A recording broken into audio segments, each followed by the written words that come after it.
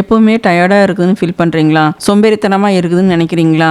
வாங்க சோம்பேறித்தனத்துக்கும் டயர்னஸுக்கும் full stop வைக்கலாம். இந்த ஒரு பொடி போதுங்க சோம்பேறித்தனத்தையும் டயர்னஸையும் போக்குறதுக்கு. வாங்க எப்படி செய்யலான்னு பார்க்கலாம்.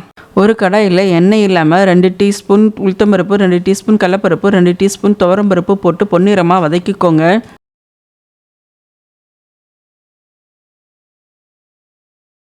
இந்த பொடிக்கு தேவையான மூலப்பொருளே முருங்கைக்கீரை தாங்க.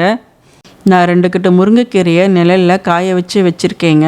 நிழலில் காய வச்ச முருங்கைக்கீரையை அப்படியே யூஸ் பண்ணாமல் பச்சை வாசனை போகிறதுக்காக கடாயில் வதக்கி எடுத்துக்கோங்க. ஹை ஃப்ளேமில் வச்சு வதக்கிடாதீங்க, ஸ்லோ ஃப்ளேமில் வச்சு வதக்கிக்கோங்க. ஏன்னா முருங்கைக்கீரை ஆல்ரெடி காஞ்சிருக்கு. ஹை ஃப்ளேமில் வச்சிங்கன்னா கருகிடும். நெக்ஸ்ட்டு ஒரு பிடி கருவேப்பிலையை போட்டு ஃப்ரை பண்ணி எடுத்துக்கோங்க.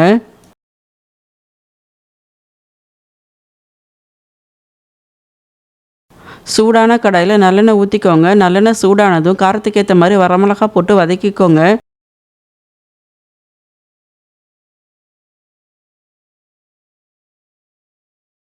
வதக்கிய வரமிளகாயோட 1/2 கப்பு பூண்டு போட்டு வதக்கிக்கோங்க.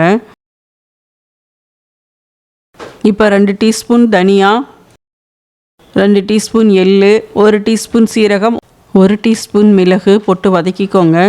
சிம்மிலேயே வச்சு நல்லா வதக்கிக்கோங்க. எல்லாம் வதங்கினதுக்கப்புறம் கொஞ்சமாக புளி சேர்த்துக்கோங்க. அதையும் சேர்த்து வதக்கிக்கோங்க.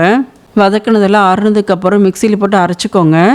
இதோ டயர்னஸ் போக்கும் பொடி ரெடி ஆயிடுச்சுங்க.